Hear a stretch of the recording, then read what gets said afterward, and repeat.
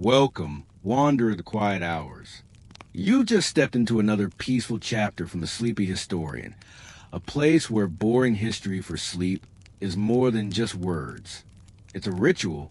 Tonight, you're invited to gently drift back to a time when castles stood tall, damp stone walls echoed with whispers, and, well, keeping things clean was a royal challenge of its own. You're not here for epic battles or mythical kings. You're here for the gentle side of history, the type of story told at the tempo of candlelight dancing against heavy stone walls. You'll learn of privies and rushes, chamber pots and straw, the behind-the-scenes toil of the scullery maids, and the silent beat of medieval sanitation, all stitched into a gentle-spoken history documentary that won't demand much from you whatsoever. This is for the person who likes to fall asleep to dull history, hunger for bedtime calming and gentle storytelling, or just loves archaeology, soothing narration, and tales that meander softly through the quieter realms of time. If you're listening in a snug bed, far-off couch, or somewhere between the wake and dream world, you're invited. And if this type of soothing bedtime story keeps you at ease, by all means like the video and subscribe. But only if it really calms you down. Let me know in comments where you're listening from and what time it is. It feels strangely reassuring to know who else is out there, drifting off to sleep to these same old stories. So put out the lights, let the dust of history settle, and let's start this history sleep story the only way we know how, slowly, quietly, and with a whispered curiosity. Imagine waking up in the stone womb of a medieval castle, far in advance of the sun spilling golden light on the battlements. It is early, not early for you necessarily, but early according to the natural pace of the medieval day, when the rooster crowing could as well be a sacred bell. A day starts not with the warmth of a hot shower, nor the whistling of a boiling kettle, but with a creaking groan of wooden shutters forced open to admit the thin, chill air of morning. The walls that stand about you are rough and uneven to the touch. They are cool. They offer little insulation. They offer no comfort. But to the people who lived inside, they were protection from wind, from wolves, from war. You sleep on a mattress stuffed with straw, perhaps one that has been occupied season after season, and whose ticking has soaked up the smell of candle wax, dust, and damp wool. There isn't glass in the windows, only oil parchment or wood slats. The air is filled with the damp smell of earth, wool, unclean stone, and ancient rushes. Life in the castle starts early before the sun. In the kitchens, the scullery maid is already up. She is the first awake. Her task, among others, is to sweep the flagstone floors with a bundle of dried herbs wrapped with twine, not for cleanliness, per se, but to cover odors that naturally grow in a space with fire, flesh, and lots of people. There is no running water. The water for washing, if there's washing today, has to be fetched by a bucket from a well in the courtyard or brought from a stream at the castle does not have a private source. The buckets are heavy, cold, and clumsy. They spill their muddy contents on the rushes scattered over the floor, a crude kind of carpeting made of dried marsh grasses. These rushes do not get exchanged very often, though herbs are spread over them to impart perfume and repel pests. The chamber pots, which are partly ceramic, partly wood or tin, are removed carefully in the morning. If you are a lord, your waste will be flushed out by a servant directly into the castle garderobe, essentially a vertical pipe cut into the stone walls that open into the outside, often over a pit or the moat below. If you were a servant, you might just haul it down the spiral stone stairs and dump the contents onto the dung pile. Yes, the castle boasts a dung heap. It is not discreet. It is not cleaned. It is part of life. A rotting heap of filth and decay, always there, sometimes misting in the early morning cold. It stands somewhere behind the kitchens, perhaps the stables, where it won't insult the sensibilities of those who are important. And yet, the day's rhythm continues. A chef stirs a huge pot suspended over the fire in the kitchen, with a spoon that has not received soap, but has been scrubbed with a rag. Soap, in fact, is a luxury, ashes and animal fat combined, and reserved for special occasions or those that are particular enough about actually being clean. A castle is not filth. Exactly. It is layered. Layered with the smell of humans living too close to each other for too long. Layered with soot, with sweat, with the quiet dignity of routine. You'll hear footsteps overhead, not the delicate patter of slippers, but the heavy wooden soles of clogs or boots. A stable boy carries straw. The laundress proceeds with her bundle towards the icy stream, hoping that it has not come back overnight. There are no toilets. There is no soap at the tap. But there is order. There is rhythm. There is something profoundly reassuring about the knowledge that every individual rises and comes back to the same tasks as the day before, to sweep, to scrub, to boil, to haul. These tiny tasks, done over and over again, make up the castle's rhythm. You can picture that castles only smelled of roasting meat or beeswax, but that is a myth perpetrated by noses modern. A medieval castle smelled like what was a building of stone, sweat, ash, dampness, and rot. But within that was warmth. There was fire that crackled over hearths. Bread rose slowly by embers. The thyme and lavender scent lingered lightly on the rushes underfoot. And thus the castle stirs. Steadily, slowly, with the muffled rustle of woolly clothes and the grating of boots on rock. Nobody hastens. Nobody rushes. The tempo of their existence was unbroken, regular, and in its own quiet way, lovely. Let us now flow on into the more leisurely rhythms of the day. Morning has come. The castle is softly alive, with quiet footsteps on stone stairways, the rustle of kindling in fires, and the ring of iron pots being washed, not with soap and sponge, but with ashes and sand. Yes, this was how things became clean. Ash from the hearth, ever so slightly gritty, ever so slightly greasy, would be scrubbed over cooking pots, wooden bowls, even dinner knives. Diluted with a splash of water, it made into a rough but surprisingly good paste. And if you had the patience and the cloth and the time, it worked. Eventually, this was cleanliness by effort, by work, not by shine. In the main hall, where the lord and lady will later sit to eat, servants are already at work. Before the food is even brought out, the floor has to be swept, and the rushes, those piled reeds, heavy with dust and crumbs of last night's dinner, are delicately raked and smoothed. Not new ones, of course. That is done, perhaps, only once or twice a year. Instead, they're scattered over the ancient rushes fresh herbs to sweet the air. Lavender if available, or mint, or even rosemary.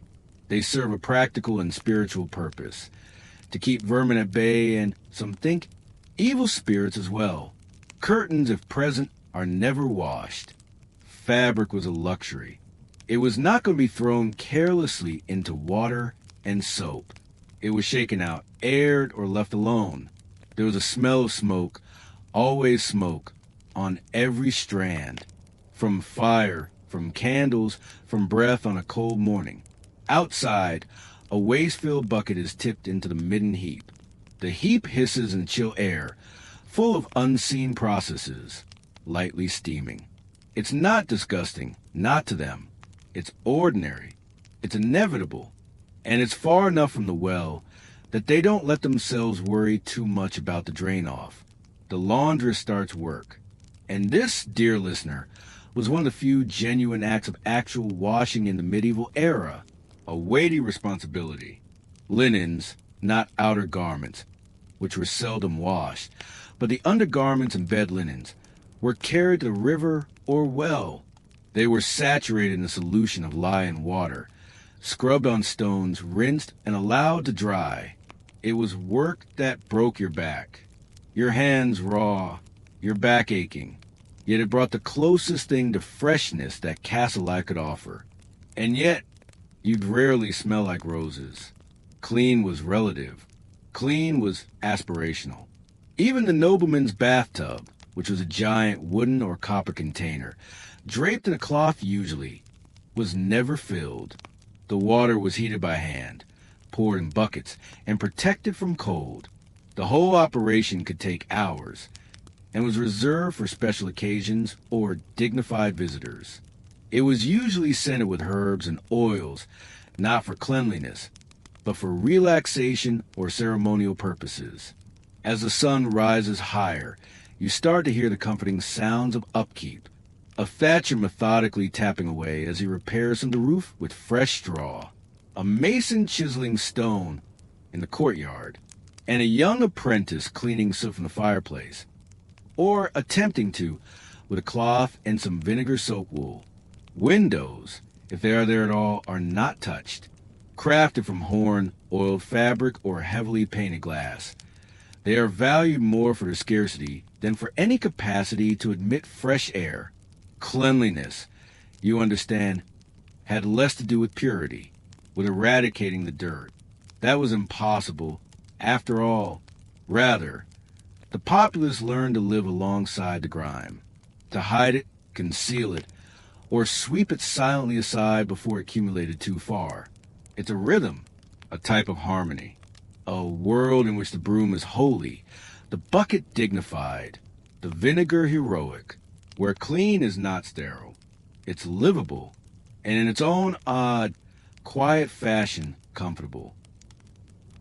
As the day settles into its peaceful cadence, we now approach the forgotten laborers, the individuals who maintain the castle habitable not by valor or by command, but by the quiet, persistent labor of cleaning, keeping, and sometimes running off rats.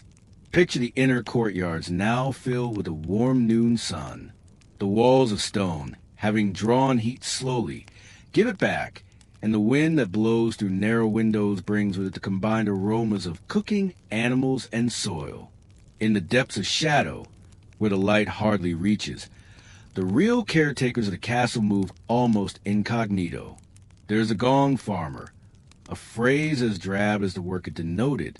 These were the men who would empty the latrines, either from the castle garderobes or the deeper cesspits under the building.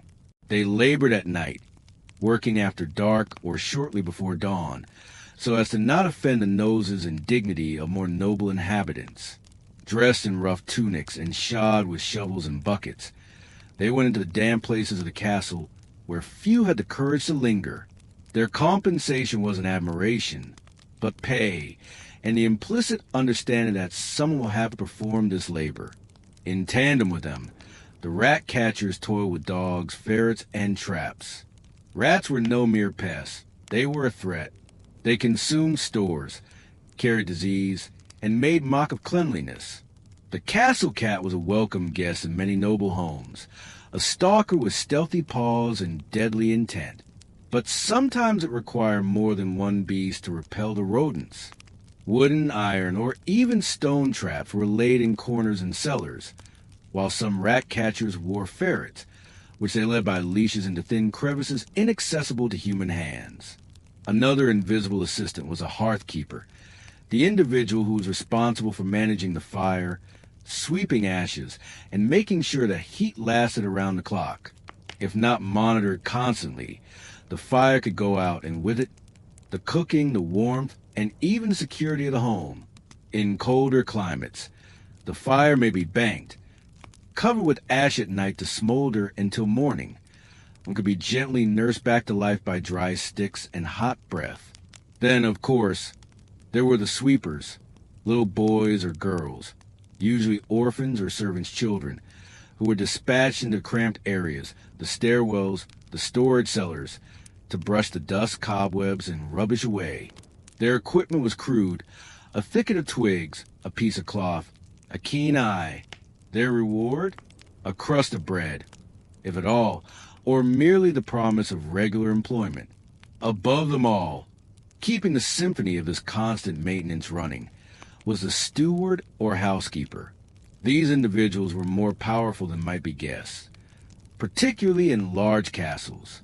They distributed supplies, coordinated laundry, controlled repairs, and monitored servant shifts. Their accounts, if maintained at all, were rudimentary ledgers or verbal instructions, but they accounted for an entire hidden economy who received new rushes, who would scrub the outer wall, who might enter the soul of the Lord. And the tidying up went beyond the body. Reputation had to be guarded as well. There were regulations regarding appearances. A tidy tunic at mealtime, shoes cleaned of mire, hands washed at the wash basin before praying. Water was valuable, so was dignity. These were not noble people. Their names are seldom noted, but their labor, unending and unsung, created the nobility of the castle. Without them, the tapestries would mildew, the tables would decay, and the rats would own the banquet. They were the quiet beat under the deafening din of feasts and pomp, and in their quiet toil there was order, even beauty. So now, as the castle takes its afternoon breath, the kitchen's warm, the corridors quiet, the stables full of the swish of tails. Recall those who moved quietly through its skeletons, broom in hand, bucket beside, keeping it all from slipping into filth. Picture yourself now, dear listener, strolling along the peaceful banks of an English river sometime during the 14th century. The morning air clings with damp mist, and you can hear water slosh gently against tattered linen. The beat is constant, calming, a metronome of mankind through the ages. Here we encounter a woman who may never turn up in official records, and yet was crucial to the existence of royalty, a Queen Philippa's laundress, wife of King Edward III. Her name would have probably been Joan, or Alice, or Cecily. The records of the day do not indicate, but we do know she lived, because the royal household maintained books, and among the entries for candles, meat, and cloth, there is a notation: for the washing of the Queen's bedding in shifts, 3d. Paid to an unnamed hand. Picture this woman getting up before dawn, sneaking out of the rear quarters of Stone Castle, her arms loaded with linen that's been worn by royalty. Shifts, next to the skin against the Queen. Bed sheets, folded neatly, with a hint of lavender sachets and sleeping warmth. Her path would lead her to a stream or a shallow wash pit, occasionally even to a washhouse, if the castle possessed one. Although such indulgences were a rarity, she would kneel in the silt, hands cracked from lie in cold water, her wooden paddles drumming rhythmically against fabric, expelling sweat, skin oils, dust, and time. She toiled not in silence, but in hushed talk. Other women followed, and their whispers formed a soothing lullaby of gossip, prayers, dreams, and pains. They would share secrets, which ash produced the finest lie, which riverbend flowed cleanest, how to remove stains from wool without ruining the weave. Queen Philippa was a popular woman, pleasant, intelligent, and politically savvy. But even she needed this unobtrusive army of women to create her dignity look effortless. Spotless linen, clean veils, sweet-smelling chambers. These were the badges of queenship, but they were worn not at court, but in ice water. Joan or Alice may never have addressed a queen, but her hands came in contact with what the queen touched. Her labor reached the royal apartment nightly, in the softness of a dried sheet or the crisp fold of a nightgown. Thus she waited upon the crown more closely than many lords. The castle wash was not done daily, not by a long shot. Every 2 weeks was the standard. Water needed to be carried, fuel collected, soap made from scratch. It was hard work and expensive. Soap was a luxury item, usually animal fat and ashes, with herbs added for perfume. Only nobles used it on a regular basis. The laundress's equipment was modest: a washing bat, a tub, ropes for drying, a kneeling stool, and occasionally wax tablets or chalk slates to identify which of their master's belongings was whose. A mistake would cost money. Losing the Queen's veil was not trivial. And yet, in this misery there was pride. Hierarchy existed among laundresses. The lady who washed the queen's linen might be able to stand taller. She understood that with each fold and wash, she kept the face of the court intact. And then the drying. In decent weather, linens were stretched on grass or hung off wooden poles, sunlight cleansing what soap could not.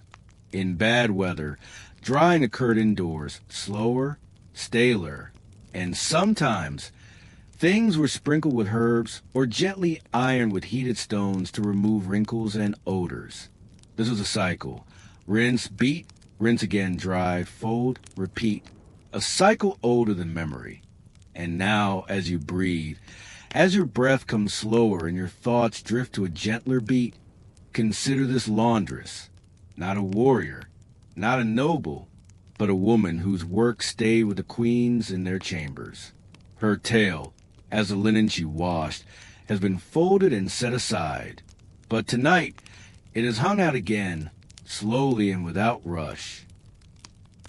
The castle was far from a fortress of absolute order. In spite of everything, errors were made, and one of the more intriguing items in the household account of Queen Philippa's court suggests a minor disturbance that once caused ripples in the peaceful routines of royal existence. A misplaced bundle of the Queen's linens. It was 1351. The setting, Windsor Castle.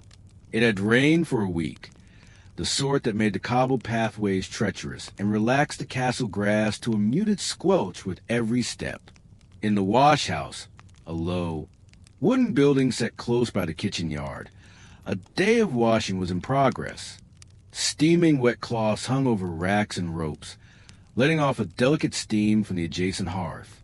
Among the washing for the day were some of the Queen's own belongings: a well-made chemise, a tiny cap, and a pair of time-scented damask bed sheets.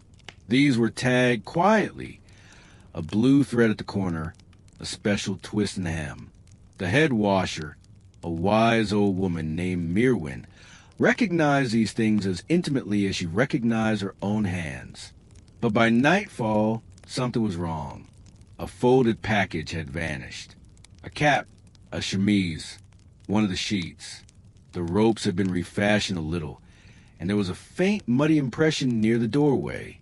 Nothing else was out of place. No hint of panic. Just a peaceful, puzzling emptiness.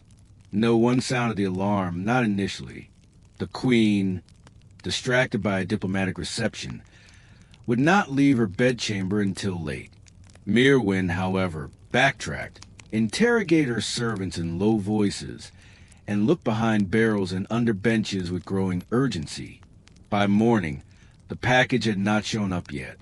The Queen's maid saw first, then her chamberlain, and then a murmur of whispers began. Not whispers of treason or thievery, but of embarrassment. Were the linens lost? Stolen? Forgotten in the washhouse? The Queen didn't say much, but what she did say was heavy with meaning. Mirwin was summoned before the steward, not chastised, but interrogated. She gave low, firm answers. She had hung the things. She had seen them. And now they were just vanished. Some days later, a kitchen boy named Tom happened upon the missing package. It had been stuck behind a cart, half covered in a tattered cloak, damp and a little muddy, but unbroken. The explanation was never substantiated, but it was presumed that a delivery boy, dispatched to gather kindling, had mistaken the linens for his master's clean rags and made off with them without looking for marks. By the time he knew what he had done, he had panicked and hidden them away. No one was disciplined, except maybe for some biting words and loss of salary. But the moment was lingered. For an instant, the Queen's intimate realm had touched the boundary of chaos. And within that interval, individuals stood still to realize how even the most ordinary things, a sheet, a cap, could be pivotal to the delicate texture of royal dignity. Then Mirwin watched more closely. The ropes were tagged. The bundle stamped not only in color, but with wax seals. The Queen never mentioned the event afterward, but she did, some averred, Stark preferred linen scented with lavender over time, a minor change, perhaps born from a recollection she didn't want to revisit. It's simple to overlook how much the royal court relied on the habits of common people. Their toil, their focus, their rituals. This fleeting minute of interruption serves as a reminder that even in a world of ceremony and largesse, something as mundane as a spotless shift can become a hallmark of serenity or its opposite. And so this evening, as you sleep in your own bed, remember the silent line of hands that has so touched every sheet in history. The washer, folder, carrier, arranger, each a part of a slumber long lost, but once loved. As twilight descended upon the outer walls of royal castles, the world backstage set itself up for the silence of night. While nobles ate and pages hastened with goblets and platters, the other form of ceremony was taking place in the back rooms, not with trumpets or robes, but with steaming water and rosemary's sweet scent. In certain royal courts, the washing of clothes was more than a requirement. It was, in its own unobtrusive manner, a ritual. For hygiene, yes, but also for symbolism, dignity, and, strangely enough, diplomacy. In the King Charles VI of France's court, it was not rare for foreign nobles who made a visit to remark about the fineness of the Queen's linen, its whiteness, and its perfume. Indeed, one of the chroniclers recorded that on one such visit by the Burgundian dukes, one of the guests confused a queen's hand towel with decorative silk. Such compliments were not offered in jest. Behind such a compliment stood hours of industrious work. Linen to the royal family was not just utilitarian. It was status, a white, soft emblem of wealth, purity, and tidiness. To get this whiteness, laundresses use a combination of techniques. One of the more highly esteemed was the practice of bucking, to soak fabric in a powerful alkaline solution derived from wood ash and rainwater, sometimes combined with soapwort or fern root for enhanced effect. The linens were then beaten, washed, and spread under the sun, with chalky soil occasionally sprinkled over them to bring out stains. This wasn't done in a rush. Indeed, the castle had bucking days, usually the same day every month, precisely scheduled around other court functions. The laundresses would come together in pairs and threes, singing quietly as they worked. Bucking was an all-day job, maybe two, but by its conclusion, the castle would be full of that quiet smell of clean water and dried clothing, one that marked the change of time. For some special events, a royal birth, a feast day, or the visit of foreign dignitaries, the linens received special attention. Water was scented with dried herbs, such as meadowsweet or mint. Fringes were brushed, embroidered edges inspected for loose threads. Ironing, when it was done, was ironing with heated stones covered in cloth, smoothing over the dampened fabric. This was a ritual unlike meditation, slow, deliberate, and full of awe. And still, nobody applauded the laundress. She got no garland, no coin flung in triumph. But her labor seemed everywhere.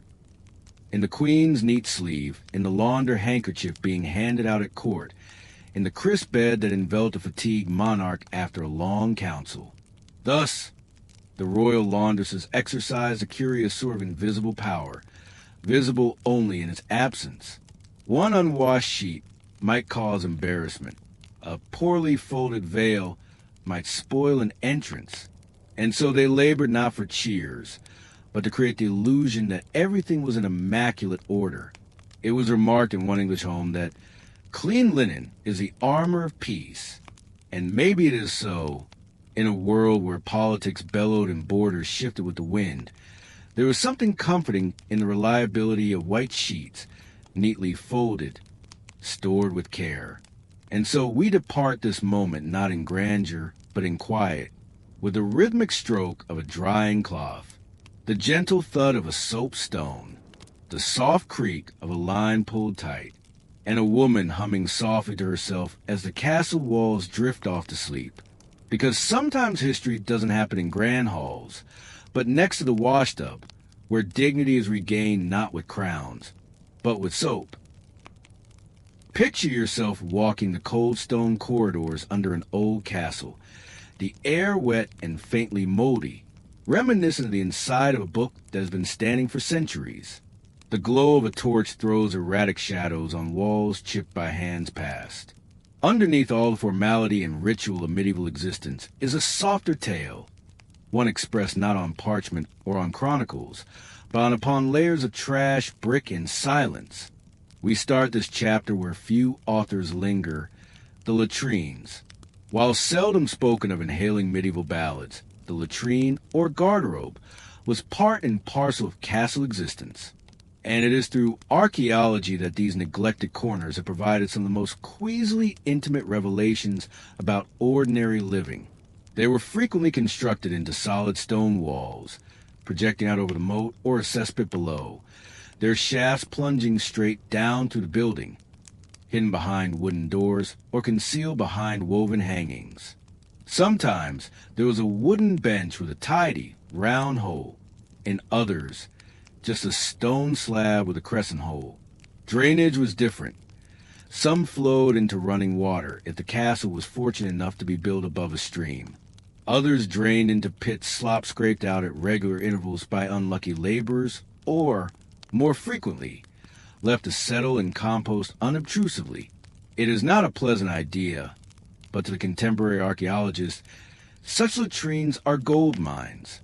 Buried under layers of packed earth, ash, and even for collapse, the fill of cesspits provide an account of diet, disease, commerce, and habit.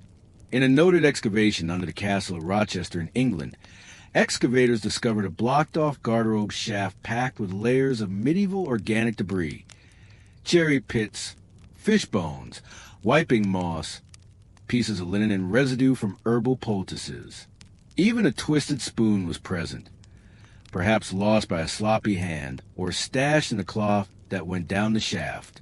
During another dig at Peveril Castle, archaeologists found a louse comb hidden under an old garderobe.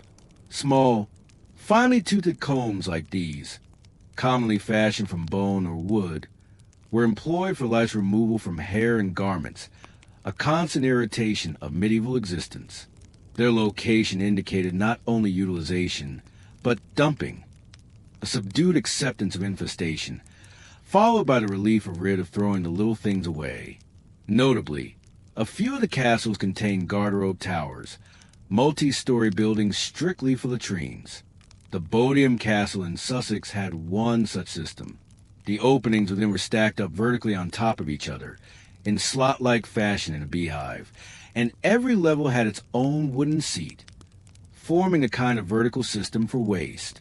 One can only imagine the clamor or the silence, depending on the time of day. The cultural aspect of cleanliness is manifest here in unexpected ways. For instance, rags and moss were not the sole wiping cloths. Imported wool rubbish or fragments of linen were used in rich households. Shards of broken pottery smoothed on one side were used in some areas, and yet others of traces of heather, straw, or even little sticks with bark removed. Aside from the physical aspects, latrines speak of the manners of space. In castles, they were personal but not private. Guards and nobles could be housed in the same tower, visiting the garderobe at fixed times. Others were even adorned with carvings or painted ceilings, possibly to divert attention from the draught and odor. In a Scottish castle, there are the faint remains of red ochre paint on a latrine ceiling. Swirly loops, a playful flourish in an otherwise humble space. So much of Middle Eastern cleanliness wasn't perfection. Rhythm. The rhythm of emptying and refilling, washing and storing away. It was, in its essence, the gradual realization that dirt would come back and needs to be addressed once more, gently, patiently, ad infinitum.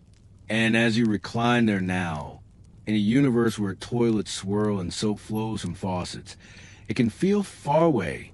But once, a long time ago, someone very much like you sat down in a chill, set a moss pad alongside them, and sigh at the raw normalcy of being human. Picture yourself again standing in the silence of stone halls and time-worn flags of a castle floor. Torchlight glows not only on dust, but something more ancient, rituals carved into habit, prayers spoken into pails of water, and superstitions as layered as soot on hearthbeam. To the medieval mind, cleanliness was not just functional, it was symbolic. It was a form of protection. And in an age where knowledge existed alongside mystery, where science and superstition took up residence together like ivy on the castle wall, the activity of cleaning was often regarded as sacred toil.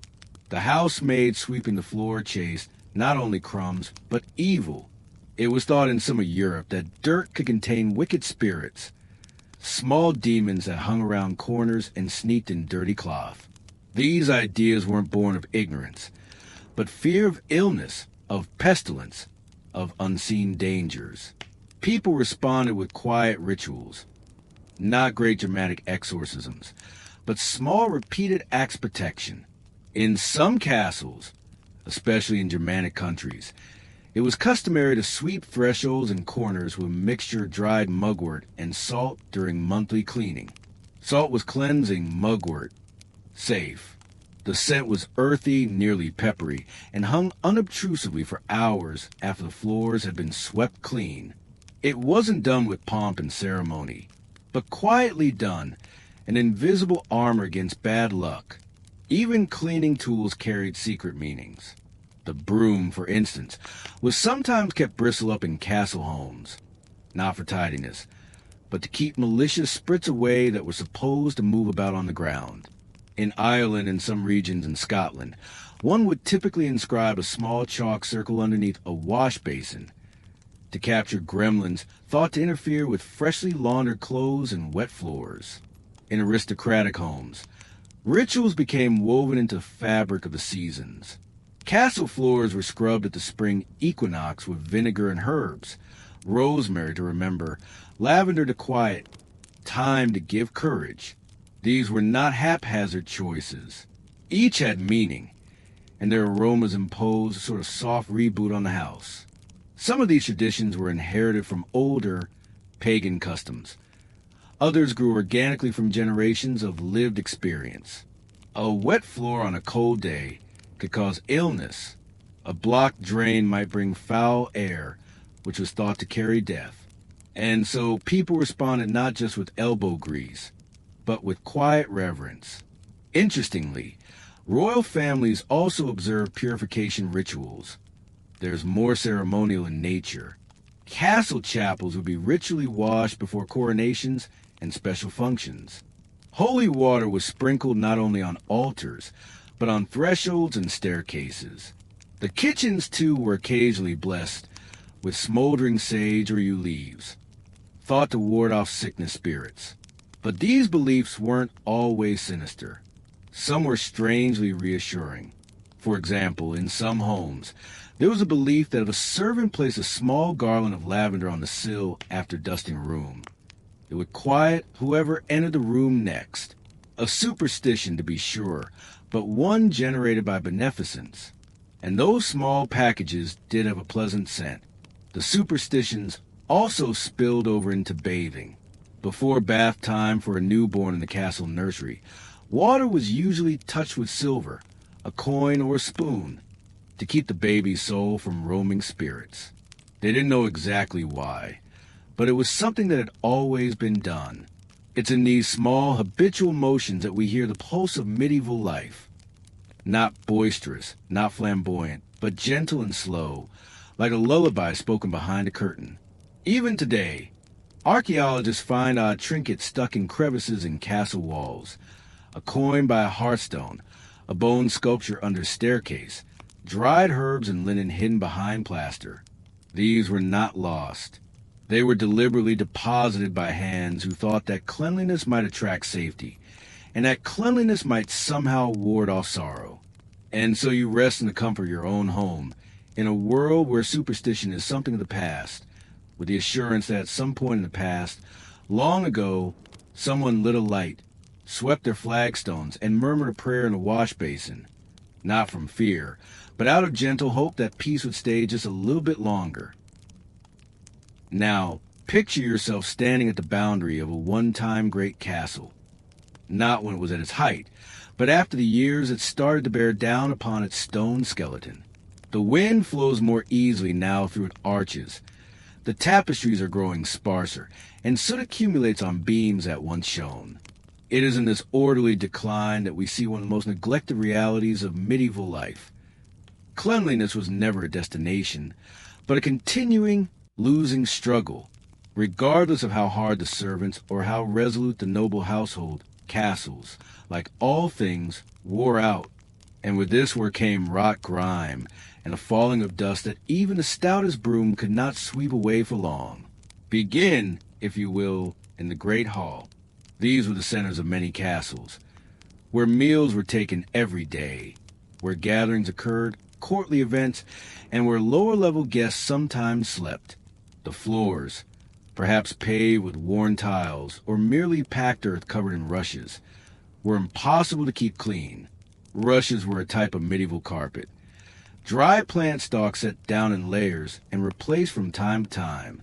But from time to time could be months or even seasons. Over time, those rushes developed into a repository for grease, food scraps, feathers, lost coins, beetles, bones, and more. In the best of homes, they were exchanged often and even perfumed with herbs such as chamomile or mint. But even so, the castle damp and the extent of the foot traffic ensured they became matted, grimy, and odorous. And under the rushes, a darker tale. Archaeologists have found layers of detritus that tell of ceaseless toil. Squash nutshells, fish bones, soot, and candle wax all blended into the soil, trampled down by generations of feet. Not dirt from laziness, but from the necessity of use. Inside the kitchens, there was a constant presence of soot. Despite tall chimneys and open fires, the grease from roasting meat and the peat smoke clung to everything. Walls became black with age, beams blackened with time. Restorers in some remaining castles have removed layers of black to find underneath a shiny patina, an inadvertent preservation wrought by smoke. Servants washed the pots, rubbed the pewter, swept the floor every day. But some things would not be washed away. Iron rusted despite being wiped down repeatedly. The smell of tallow from candles never quite abandoned the walls.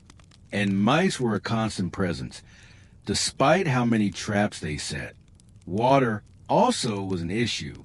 In castles with untrustworthy plumbing, water had to be drawn up from wells or retrieved from nearby streams. This resulted in full-body bathing as a rarity and mopping as minimal. The notion of washing a stone floor using pails of soapy water was, to most, a sporadic luxury. They instead used sweeping, airing, and herbal smoke to disperse dampness and smell. Even in bedchambers, things decayed. Mattresses were filled with feathers or straw, but they compressed, mildewed, and sometimes infested with insects over time. Sheets were laundered naturally, but to dry them out in a damp, smoky castle was no easy task.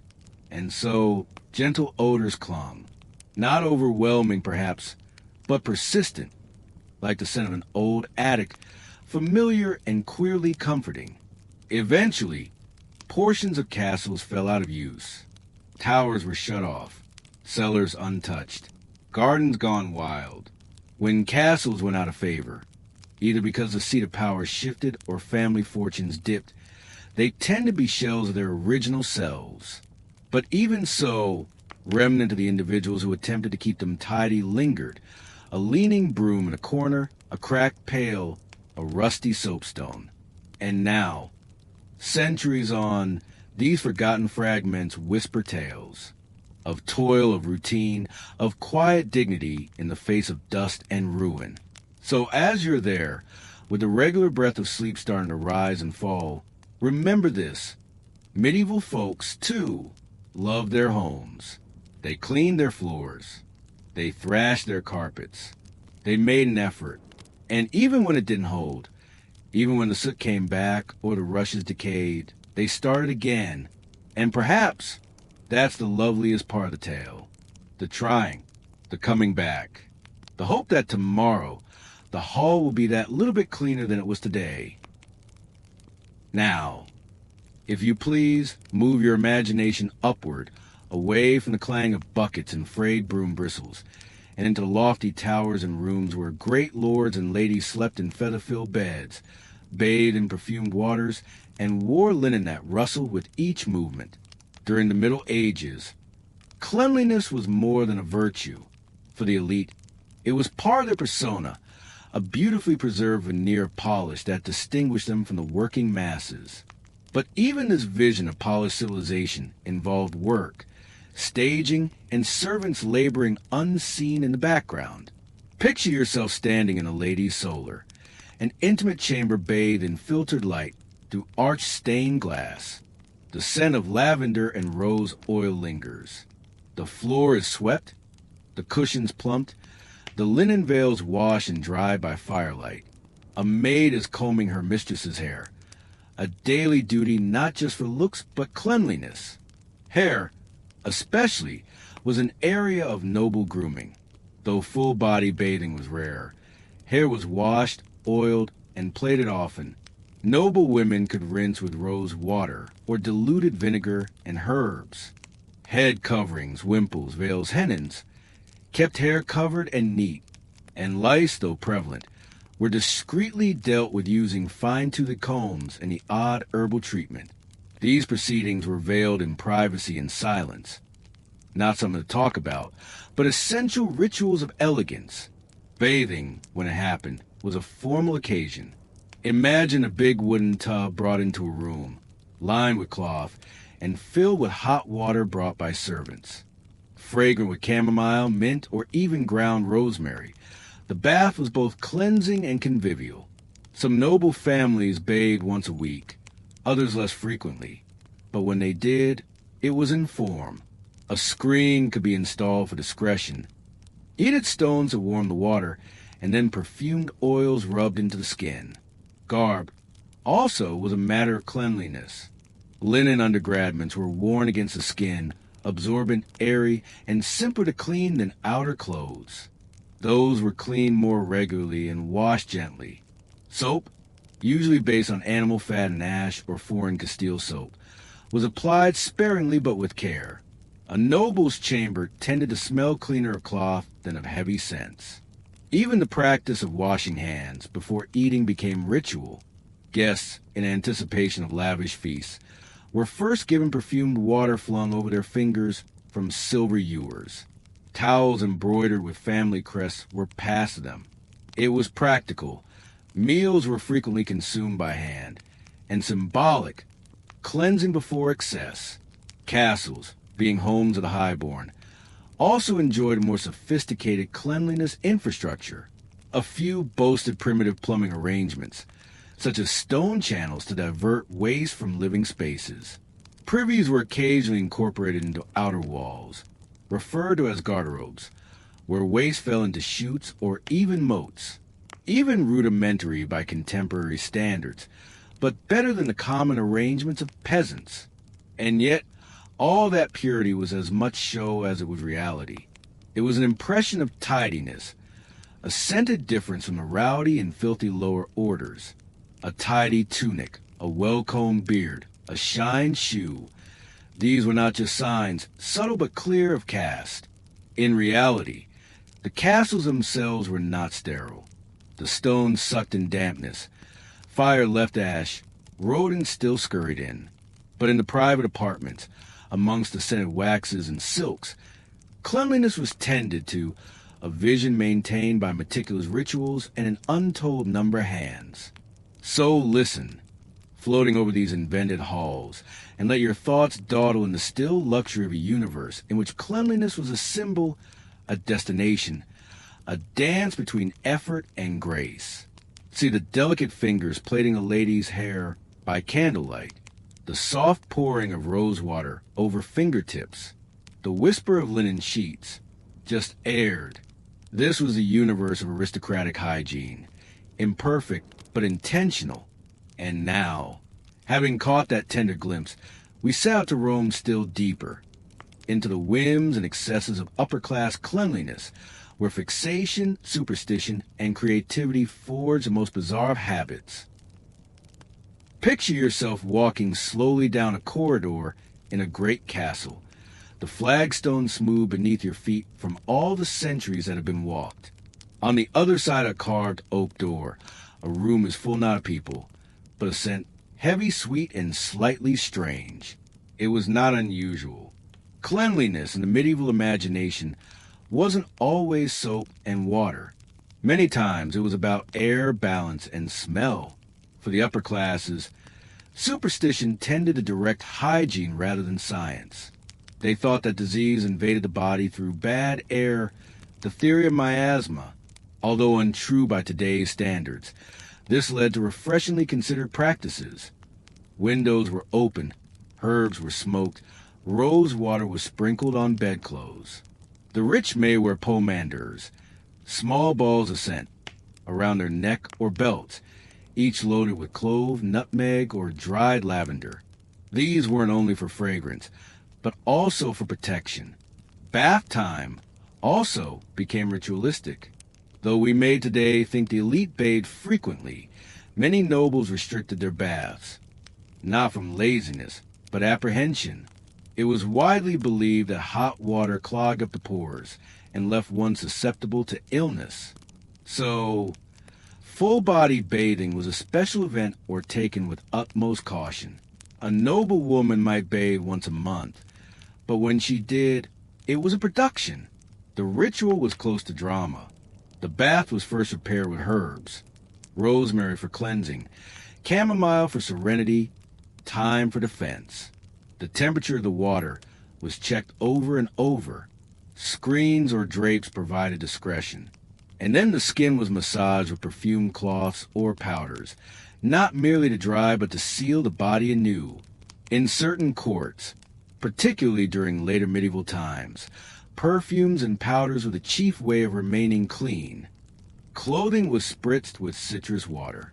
Hair was powdered with fine powders, in some cases created with rice flour or ground pearls. The French court, especially, was renowned for these practices, where bathings were few, but being highly scented was a mark of refinement. Soap was also a status symbol. Ordinary people may have used lye soap, which was harsh and dehydrating, but the wealthy had the option of the better quality ones. Spanish Castile soap made from olive oil, for example, was so pricey that it was sometimes exchanged as a present among nobles. Some soaps were even shipped in with spices such as cinnamon or cardamom sewn into them, more showpiece than utilitarian. One of the most intriguing practices was the changing of linens. Fresh undergarments were so closely tied to cleanliness that nobles were convinced that putting on fresh linen regularly was more essential than washing. King Louis XIV of France, for example, supposedly changed shirts several times daily, yet bathed only a few times a year. Although this story tilts toward the early modern age, its origins were medieval. The body, most thought, should not be interfered with too frequently. Cleanliness, too, was gendered. Noble women were required to keep appearances. Tidy hands, clean nails, smooth hair, and breath sweetened with herbal concoctions. Mouthwashes included everything from mint and vinegar to crushed fennel dissolved in wine. These were used not because humans craved many freshness, but because bad breath, it was thought, was evidence of bad morals. And yet, in spite of it all, castles themselves, even the wealthiest ones, weren't dirt-free. Fleas and lice remained. Dogs ran through corridors. Kitchens became smoky, but appearances were everything. To smell like roses, to sport powdered gloves, to don robes that rustled not stank. These were gestures of refinement, and perhaps most revealing of all. Noble families tended to construct their own private chapels and castles, and directly next to them, they located their finest garderobes. For the wealthy, cleanliness and sanctity were entwined, nearly inseparable. To purify the body, to scent the air, to wear white. All were actions that suggested purity of the soul. And so you sleep. Imagine those curious and beautiful vignettes. A woman sprinkling lavender on her bed at night. A lord bathing his fingers in orange water. the sparkle of candlelight off Glaber's wooden tubs filled once a month. Their customs were alien, their opinions frequently bizarre. Yet at its core was something eternal, the need to feel washed, freshened, and accorded respect. Picture, then, a great hall, light filters into stained glass, casting colored blotches over a wax floor. All is perfect, from hangings on the walls to the smell of wood smoke spice. Yet, even here is something else. Something still, dust in corners. Pools of candle wax along the foot of an ornate column, a mouse rustling just out of sight, and in the stone over the fireplace, a hairline fracture. Medieval nobility, despite their ceremony and means, could never completely be separated from a natural world. Their castles were grand buildings, rebellious to wind and rain, but they were not impervious to time, to decay, to persistent recurrence of mess. Cleanliness for them was more about appearance than reality. A show, a expectation, a barrier. Consider, for instance, the royal beds, silk-covered, fur-covered, feather-stuffed. The beds were replete with mites and lice, regardless of how frequently the sheets were washed and aired. The cold, damp stone walls, however lovely, were not comfortable. Fireplaces mitigated, but soot and smoke stained ceilings and yellowed embroidered drapery. The upper class deployed armies of servants to fight this silent chaos. Chambermaids cleaned constantly. Linen was laundered. Rushes were changed. Herbs were incinerated to purge the air. But in reality, the fight was never victorious, merely postponed. Every surface accumulated the past. Every corner recalled what it was supposed to forget. And so, in some way, the rituals of noble cleanliness were not about controlling dirt itself, but about controlling perception. If you wore scented gloves, perhaps no one would see the faint mildew creeping up the baseboards. If you had your beard oiled and trimmed, perhaps no one would suspect that your bath was almost a month overdue. Even in death, things were important. Barbarian corpses bathed, scented, attired in the finest clothes, and paraded around for days, even as the air gave away their stillness. Some were embalmed with spices and alcohol, others set into stone coffins with herbs nested within. But death leveled the playing field. Sooner or later, the scented glove would fall off, the silk curtain would droop, the castle walls would buckle and break.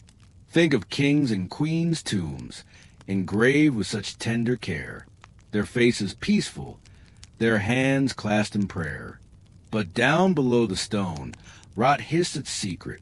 Their bodies, once washed and perfumed, grew like those of peasants they ruled over. Time reclaimed what was due to it. However many layers of lavender or layers of linen blocked its path. And yet, there is something tranquil in that, something earthy. Even in their ceremonies, their perfumes, their rituals, they were nothing more than human beings.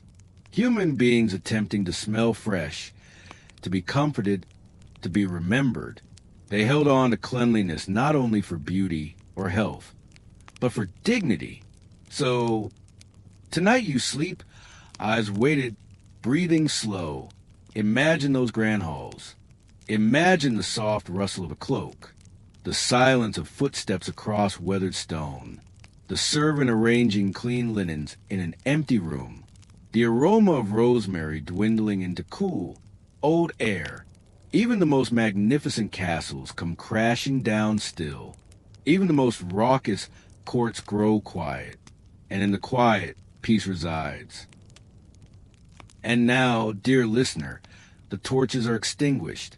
The massive wooden gates of the castle creak, softly shut behind us, and the buzz of medieval life recedes into silence. The clanging of boots upon flagstone, the gentle splash of water drawn for a bath, the rustle of a lady's dress passing to the lavender-perfumed air, all of it dissolves into memory. You've journeyed tonight through the often overlooked world of medieval cleanliness. You've wandered kitchens lined with straw and hearth smoke. You stood beside noblemen perfumed with orange water. You watched servants scrub stone staircases, change linen sheets, and light herbs to drive away invisible dangers. And as odd as their ways were to us now, as quirky or even goofy, they were ultimately attempting to do what we all attempt: take solace in routine, tranquility in ritual, a small bit of order amid life's constant clutter. You may find it strangely comforting, therefore, to be able to tell yourself that even the greatest queens fretted over halitosis. Even the greatest kings waited for their tub water to cool precisely. And even in the most holy, scented rooms, dust accumulated. Here at Sleepy Historian, we delve into the dull history for sleep. Not because it's not deserving, but because it is so very human. These gentle, quiet spots in the past teach us that the humans who came before us weren't so different after all. They too experienced tender moments, quiet terrors, private rituals. They too snuggled up at night and hoped for a little heat, a little calm. So, if this type of storytelling is what helps you sleep, go ahead and like the video and subscribe, but only if it really does bring you peace. Let me know in the comments where you're listening from and what time it is. It's weirdly reassuring to know who else is out there sleeping to the same old stories. Let the past fold gently around you like a soft linen sheet. Let the myths and murmurs soothe the mind. Let the stone halls of history echo into sleep. Thank you for joining me. Until next time, rest well. And remember, even castles sleep.